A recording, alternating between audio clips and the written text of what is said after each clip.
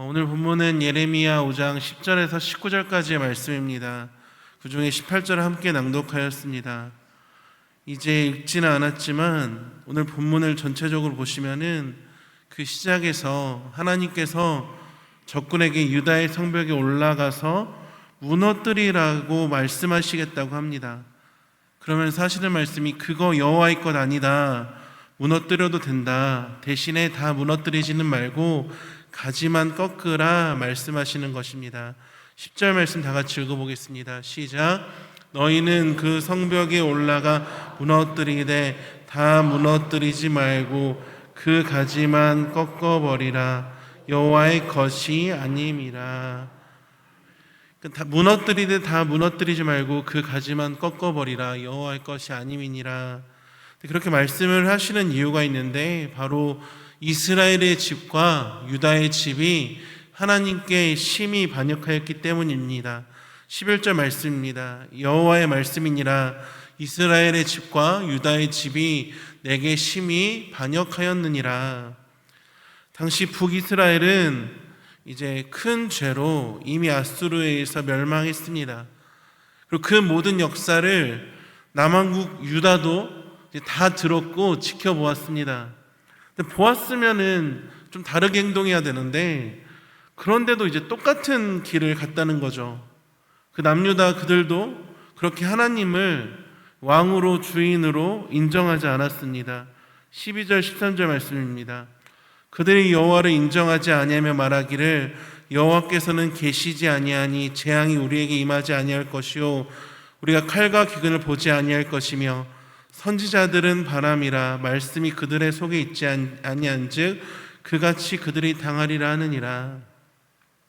이런 이야기를 하는 남유다의 마음 가운데에는 뭐가 있었냐면요, 이제 낙관론이 있었습니다. 잘 될 거야, 잘 될 거야. 왜냐하면은 이제 자신들에게는 다윗 언약이 있었고 다윗 왕조가 있었고 이제 성전이 있었고 그래서 자기들은 절대 망하지 않을 거야라는 낙관론이 있었습니다. 그리고 그 근거는 하나님께 있지 아니하고 자기들이 가지고 있는 어떠한 것 거기에 있었습니다. 자기들에게는 다윗 언약이 있고 성전이 있고 종교개혁을 이루었다는 그 내용들이 그들에게 있어서 안심이고 보장이고 보험이었습니다. 그럼에도 하나님께서는 계속 그들에게 멸망을 선포하심으로 하나님을 제외한 그 어떠한 것도 우리의 안심이 될 수 없다는 것을 이 말씀을 듣고 보고 함께 누리는 우리에게 보여주시는 것입니다. 내가 이렇게 봉사를 했는데요, 내가 이러한 직분을 가졌는데요, 내가 목사인데요, 내가 몇 대째 예수 믿는 집안인데요, 내가 헌금을 얼마나 냈는데요, 금식을 어떻게 했고 성경을 몇 번 읽었고 기도를 몇 시간 했고 주님의 이름으로 대단한 일들을 이루었는데요 라는 그 답변들 앞에서 그거 대단한 것 아니다, 그걸로 안심하지 말아라 라는 것입니다. 실제로 이런 답변들을 유다 백성들이 했다는 것입니다. 그 어떤 것도 우리 안심이 될 수 없습니다.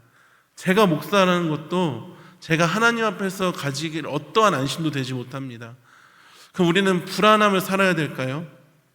그게 아니라 내가 가지고 있는 어떠한 것도 우리 안심이 될 수 없지만 우리의 안심이 어디에 있느냐? 하나님께 있다는 것입니다. 우리의 안심이 누구의 손에 붙들려 있느냐? 하나님 손에 붙들려 있다는 것입니다. 오직 하나님만이 우리를 붙드시는 것이지 은혜로서 주어지는 것이지 내가 행한 어떠한 대단한 일이 조건이 되어서 내 삶의 평안과 안정이 주어지는 것이 아니라는 것입니다. 바로 무엇을 붙드느냐의 싸움이라는 것입니다. 12절에 이렇게 말씀이 나와 있습니다. 그들이 여호와를 인정하지 아니하며 말하기를 여호와께서 계시지 아니하니. 이제 말로도 인정하지 않았겠습니까? 유다 사람들이 말로는 인정했겠죠. 성경이 말하는 것은 실제로 이들은 말은 하지만 실제로 인정하지 않았다는 것입니다. 여기에 여호와께서 계시지 아니하니 이 말은 어떤 의미냐면은 하나님께서 안 계시다 이런 뜻이 아니라 히브리어 본문을 직역하면 이런 말입니다. 그분은 절대 그럴 뿐이 아니다. 자기 백성에게 칼과 기근과 재앙을 내릴 뿐이 아니라는 이들에게는 그런 안심과 확신이 있었습니다. 그리고 그들의 그러한 안심과 확신, 평안의 근거가 뭐라고요? 자신들이 지금까지 이뤄놓았던 것, 자기들에게 주어진 것, 다윗 언약이 있고요, 종교개혁을 이루었고요, 성전이 있다는 것입니다. 그런 유다 백성들, 자기들이 행한 무엇, 자기들이 가지고 있는 무엇을 의지하며 안심하고 가짜 평안을 누리는 그게 전부인 유다 백성들에게 하나님께서 그것 지금 무너뜨리겠다고 하시는 게 오늘 말씀입니다. 하나님이 무너뜨리시는 것은요, 우리 자신이 아니라, 내 자신이 아니라 우리가 하나님 대신 붙들고 있는 가짜 평안을 무너뜨리세요. 우리가 하나님 대신에 붙들고 있는 가짜 안심을 무너뜨리십니다. 그래서 무시무시한 말씀이 이어지거든요. 14절부터 17절까지 말씀 다 같이 읽어보겠습니다. 시작. 그러므로 만군의 하나님 여호와께서 이와 같이 말씀하시니라. 너희가 이 말을 하였은즉 볼지어다 내가 내 입에 있는 나의 말을 불이 되게 하고 이 백성을 나무가 되게 하여 불사르리라. 여호와의 말씀이니라. 이스라엘의 집이여 보라 내가 한 나라를 먼 곳에서 너희에게로 오게 하리니 곧 강하고 오랜 민족이라. 그 나라 말을 내가 알지 못하며 그 말을 내가 깨닫지 못하느니라. 그 화살통은 열린 무덤이요 그 사람들은 다 용사라. 그들이 내 자녀들이 먹을 추수곡물과 양식을 먹으며 내 양떼와 소떼를 먹으며 내 포도나무와 무화과 열매를 먹으며 내가 믿는 견고한 성들을 칼로 파멸하리라. 근데 재밌는 사실이 있습니다. 뭐냐면요, 예레미야가 이 설교를, 이 선포를 할 때는요, 이들에게는 아무런 어려움이 없었던 때입니다. 그러니까 눈에 보여지는 건 아무것도 없거든요. 눈에 이루어진 건 아무것도 없는데, 죄송합니다, 예레미야가 하나님의 말씀이랍시고 이런 것들을 외치니까 이게 이들에게 와닿겠냐고요. 안 와닿죠. 전혀 안 와닿습니다. 그러니까 그걸 바람이라고 하는 것입니다. 오늘 13절 말씀에 선지자들은 바람이라 말씀이 그들의 속에 있지 아니한즉 그같이 그들이 당하리라 하느니라. 그러니까 백성들의 논리는 이것입니다. 저 예레미야가 하는 심판은 그냥 바람 같은 거야. 실체가 없는 소리고 하나님의 말씀이 아니라 그냥 예레미야 자기 생각인 거야. 너무 과한 것 아니야? 뭐 재앙, 칼, 기근 그런 일은 일어날 수 없어. 이렇게 말하는 것입니다. 그래서 12절, 13절이 붙어 있는 것이거든요. 근데 이때 예레미야의 마음을 한번 생각해 보십시오. 예레미야는 지금 다른 거 하고 있는 게 아니거든요. 하나님께서 말하라, 외치라 하는 것을 하고 있는 게 전부입니다. 근데 아무리 봐도 멸망의 기미가 보이지 않네요. 그럼에도 하나님이 말하라 외치라 하신 말씀이니까 예레미야는 전해야만 합니다.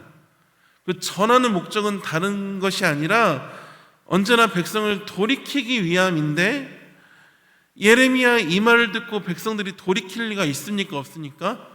없습니다. 왜냐하면 지금 현실은요 너무나 괜찮거든요. 너무 상황이 괜찮아요. 유다 백성들 자기들에게 문제가 있어요? 없어요? 문제가 너무 없어요.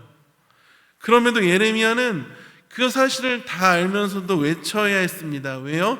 하나님의 명령이니까요. 그 괴로움이 지금 예레미야에게, 오늘 본문의 예레미야에게 있는 것입니다. 눈에 보이는 건 평화입니다. 눈에 보이는 건 아무 문제 없습니다.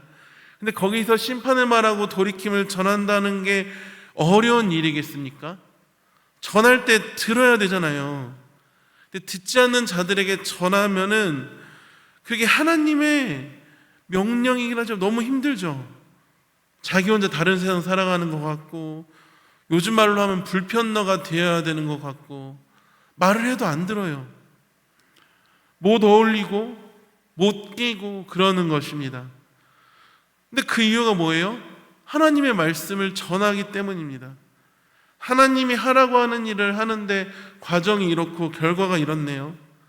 이게 무엇이냐면요, 바로 보이는 것과 다르게 행하라는 하나님의 명령인 것입니다. 뭐라고요? 보이는 것과 다르게 행하는 하나님의 명령. 겉으로는 아무 문제가 없는데 하나님은 거기서 심판을 외치라고 하십니다. 우리가 삶을 살아가면서 하나님의 명령 앞에서 힘들어하고 순종하지 못하고 불순종하고 자기 마음대로 가는 이유가 무엇일까요? 바로 하나님의 뜻이 지금 내가 있는 처해 있는 상황과 생각과 현실과 내 눈에 보이는 것과 너무 다르다는 거예요. 이사야 55장 8절 말씀 다 같이 읽어보시겠습니다. 시작. 이는 내 생각이 내 길은 너희의 길과 다름이니라 말씀이니라. 그러니까 우리는 살면서 늘 우리의 생각, 지혜, 판단을 따라서 이게 옳은 일이야, 이게 선한 일이야, 이걸 구별해내고 그러한 것을 행동하려고 합니다. 우리는 그렇게 지극히 현실적이고 일반적인 삶을 살고 싶어하고 그것을 우리는 상식이라고 하잖아요. 그래서 어떤 교회는 상식이 하나님의 뜻이다라고까지 이야기를 합니다. 물론 우리 하나님은 상식적인 분이십니다. 그리고 그 상식을 뛰어넘으시는 분이십니다. 그 상식을 뛰어넘으시는 온전한 분이십니다. 하나님의 뜻은 내 판단이나 내 생각과는 전혀 다른 곳에 있을 때가 너무나도 많습니다. 왜냐하면 다르기 때문입니다. 내 생각과 내 판단은 오른쪽인데 하나님은 왼쪽이라고 하시네요. 내 생각과 판단은 이 정도만 하면 될 것 같은데 하나님은 더하라고 하시고요. 이걸 기억해야 됩니다. 노아가 그렇죠. 노아의 시대가요, 이 예레미야 시대와 너무나도 똑같았습니다. 그 속은 썩어 문드러지기 직전, 폭발하기 직전이었는데 겉으로는 너무 평화로웠어요. 아무 문제가 없어 보였습니다. 그런데 하나님께서 홍수로 쓸어버리시겠다고 지금 말씀하십니다. 노아는 그 말씀에 뭐 해야 됐습니까? 순종해야 됐죠. 아무 문제가 없어 보이는 시대에 문제가 있어 보이는 사람으로, 아무 문제가 없는 시대에 문제를 말아야 되는 사람으로 노아는 살아야 했습니다. 얼마나 많은 사람이 조롱했겠어요. 생각해 보십시오. 지금 누가 여기 예배당에 뛰어와서 성도님들 다 나가셔야 돼요, 여기에 폭탄이 떨어집니다, 그럼 저부터 웃을걸요? 안 떨어져요, 여러분. 걱정하지 마세요. 근데 노아는요, 정말 평화로운 시대에 홍수로 하나님께 세상을 쓸어버리겠다는 것을 이야기해야 되는 사람이었어요. 노아가 지금 다른 일을 하고 있습니까? 아니요. 하나님이 하라는 일을 하고 있거든요. 근데 핍박을 당해요. 이건 다르기 때문에 이해를 못하는 겁니다. 하나님의 생각과 우리의 생각이 아예 달라요. 피조물의 판단이 어떻게 창조주와 같겠습니까? 그러니 아무리 이야기를 해도 안 들리죠. 아무리 이야기를 해도 안 들리죠. 이게 재미있는 일인데, 여러분 아무리 이야기해도요 안 듣는 분이 계세요. 누군가를 떠올리지 마십시오. 아무리 이야기를 해도 안 듣는 분이 계세요. 왜 그럴까요? 문제가 없기 때문에, 겉으로 잘 나가기 때문에, 나랑은 상관없는 이야기라는 거죠. 그런데 하나님께서는 꾸준히 끊임없이 말씀을 전하게 하신다라면은, 또 나에게 듣게 하신다면은 하나님의 이유가 있는 거거든요. 근데 이게 안 들리는 거예요. 이렇게 안 듣고 안 들릴 그때 하나님께서는 노아에게 또 말씀하십니다. 배를 만들라고요. 겉으로 보이는 건 평화인데 하나님의 뜻은 배를 만들라, 홍수로 심판입니다. 중요한 건 이것입니다. 노아가 배를 만들었을 때 그 시대는 너무나 평화로웠기 때문에 누구도 심판 생각할 수 없었고요, 물 생각도 못했습니다. 홍수 생각도 못했습니다. 노아가 방주 만들면서 그냥 만들었겠습니까? 그래, 내가 방주만 만들게, 이게 아니라 노아가 전했겠죠. 심판받는다고. 왜냐하면 노아도 선지자거든요. 그렇다고 해서 그 소리가 들렸겠습니까? 안 들렸습니다. 안 들려요. 근데 이게 예레미야 시대, 그리고 지금 우리에게도 그대로 이어지고 있습니다. 예레미야가 하나님의 말씀을 전했을 때는요, 이 유다가 바벨론으로 멸망당하기 한참 전인 무려 40년 전입니다. 그러니까 그 누구도 예레미야 말에 주목하지 않았습니다. 그냥 듣기 싫은 소리, 잔소리, 오늘 13절 표현처럼 바람이었어요. 바람. 13절 말씀처럼 말씀이 글 속에 있지 않다, 이렇게 생각했다는 거예요. 왜요? 당장에 아무 일도 일어나지 않기 때문입니다. 당장뿐입니까? 5년이 지나도 10년이 지나도 예레미야의 말은 이루어지지 않아요. 금요성령 대만기도회 때도 말씀드렸는데 눈에 보이는 게 전부라고 믿는 이 세상에서 성경은 눈에 보이는 것의 반대를 눈에 보이지 않는 것이라고 하지 않고 그것을 믿음이라고 규정을 합니다. 고린도후서 5장 7절 말씀 다 같이 읽어보겠습니다. 시작. 이는 우리가 보는 것으로 행하지 아니함이로라. 오늘 우리가 말씀을 나누면서 생각해 봐야 될 것은 눈에 보이는 것이 우리가 결정하는 일의 유일한 이유라면은 눈에 보이는 그것, 눈에 보이는 그 상황, 눈에 보이는 그 판단이 내가 내 가정이 어떠한 일을 결정하고 선택하는데 유일한 이유라면은 우리는 분명 남유다와 똑같은 길을 가고 있다는 것입니다. 그래서 신앙은 보이는 대로 하는 것이 아니라 어쩔 수 없는 상황 때문이라도 누구라도 그럴 수 있어, 그렇게 해도 돼, 충분히 납득할 만한 명분이 있는 결정이라고 할지라도 신앙이라는 것은 거부하고 믿음으로 하는 것, 그것을 하나님은 원하시고 하나님의 생각이라는 것을 우리는 기억해야 됩니다. 하나님은 오늘 우리에게 하나님의 뜻을 따르라고 하십니다. 그걸 쉽게 말씀드리면 믿음을 따르라는 말입니다. 바울이 그렇잖아요. 바울이 예루살렘에 가면 갈수록, 날이 다가오면 다가올수록 들려오는 말은 뭐예요? 거기 가면 안 된다는 거예요. 박해와 핍박이 있을 것이다, 환란이 심해질 것이다. 그게 계속해서 바울과 같은 길을 걸어가는 동역자들, 같이 예수 믿는다는 사람들이 하는 말이 있습니다. 거기 가면은 박해와 핍박이 있을 것이다. 성령의 감동으로 하는 말인데 근거 없는 말이 아니라 근거가 완전히 있는 말이었습니다. 근데 성경에서 말하는 것은 그렇게 있을 것이 다인데 사람들은 그런 박해와 핍박이 있으니까 가지 말라고 하죠. 바울도 기도하다가 주변 사람들도 만류하고 그런 상황에서 이렇게까지 말하면 내가 안 가도 괜찮을 거야, 이렇게까지 말씀하시는데 박해와 핍박이 있는데 왜 굳이 그 길을 가야 돼? 누구나 다 이해해 줄 거야 라고 한 게 아니라 바울은 그래도 가버립니다. 나도 알아요. 저도 알아요. 그래도 나는 예루살렘에 가야 합니다. 왜냐하면은 바울이 왜 그랬을까요? 그게 바울이 받은 사명이기 때문입니다. 상황이 아니라 사명 따라가는 거죠. 사도행전 9장 15절 16절 말씀 다 같이 읽어보겠습니다. 시작. 주께서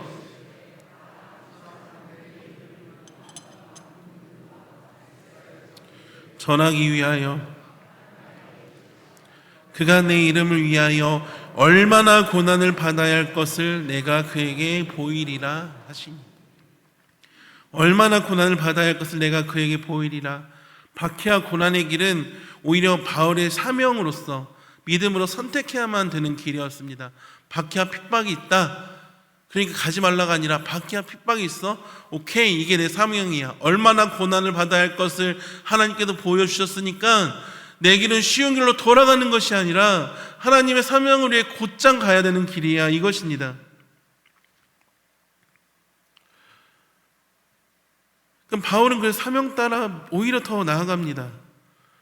아까 읽은 고린도서의 표현대로 말하면은 나는 보이는 것으로 행하지 않고 믿음으로 행하겠다라는 말입니다. 여러분, 유다의 무너짐이 무엇이었을까요? 유다의 무너짐이 바로 보이는 것이 전부인 줄 알았던 것이 유다의 무너짐입니다. 다시 말씀드리겠습니다. 유다의 무너짐은 보이는 게 전부인 줄 알았다는 것이 유다의 무너짐입니다. 그러니까 유다가 보이는 것이 전부인 줄 알아서 무너졌다, 이게 아니라 유다의 무너짐은 보이는 것으로 행하는 것, 그 자체가 무너졌다는, 무너짐이라는 것입니다. 그럼에도 유다는 끝까지 그 길을 가죠. 끝까지 보이는 대로 결정하고 끝까지 그렇게 갑니다. 하나님께서는 유다, 하나님 자신의 백성들이 그렇게 끝까지 가도록, 자기 눈에 보이는 대로 행하도록 놓아두실 마음이 없으셨습니다. 그러니까 하나님의 이름이 땅에 떨어지고, 예레미야를 보시면요, 그렇게 하나님의 그렇게 행하면 하나님의 이름이 땅에 떨어지지 않느냐, 이런 표현도 계속 있거든요. 그래서 하나님은 자신의 이름이 땅에 떨어지고 조롱을 당하고 하나님의 이름이 비난과 수치를 당하는 그 자리까지 감수하시면서 계속해서 말씀하시는 거죠. 계속해서 무너뜨리신다고 하시는 거고, 아직 일이 일어나기 40년도 전인데 예레미야를 통해 선포하게 하시는 것입니다.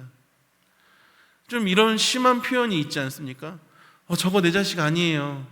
그러니까 때려서라도 사람 만들어주세요. 그렇게 말하는 것이 오늘 본문입니다. 그런데 사실은 내 자식이다, 하나님 자식이다, 이것입니다. 그래서 진노 중에라도 하나님의 긍휼을 보이시는 것이 있는데, 그것이 오늘 본문 18절 말씀입니다. 다 같이 다시 한번 18절 말씀 다 같이 읽어보겠습니다. 시작. 여호와의 말씀이니라. 그때도 내가 너희를 뭐라 합니까? 진멸하지는 아니하리라. 하나님의 진노는 멸망이 아니라 돌이키게 하시기 위함입니다. 하나님께서 우리에게 주시는 고통이 있잖아요. 고난이 있습니다. 그것은 고통 자체가 목적이 아닙니다. 영원한 생명이 목적이고 온전한 하나님의 자녀로 세워주시는 것이 하나님의 목적이고 뜻입니다. 우리가 너무나도 잘 아는 요한복음 3장 16절에서 다 같이 한번 읽어보겠습니다. 시작. 하나님이 세상을 이처럼 사랑하사 독생자를 주셨으니 이는 그를 믿는 자마다 멸망하지 않고 영생을 얻게 하려 하심이라. 멸망하지 않고 영생을 얻게 하려 하심이라. 그리고 이 16절보다 더 이어지는 중요한 말씀인데 17절 말씀 다 같이 읽어보시겠습니다. 시작. 하나님이 그 아들을 세상에 보내신 것은 세상을 심판하려 하심이 아니요 그로 말미암아 하나님께서 그 아들을 예수님을 세상에 보내신 것은 세상을 심판하시기 위함이 아닙니다. 멸망을 무너뜨리기 위함이 아니십니다.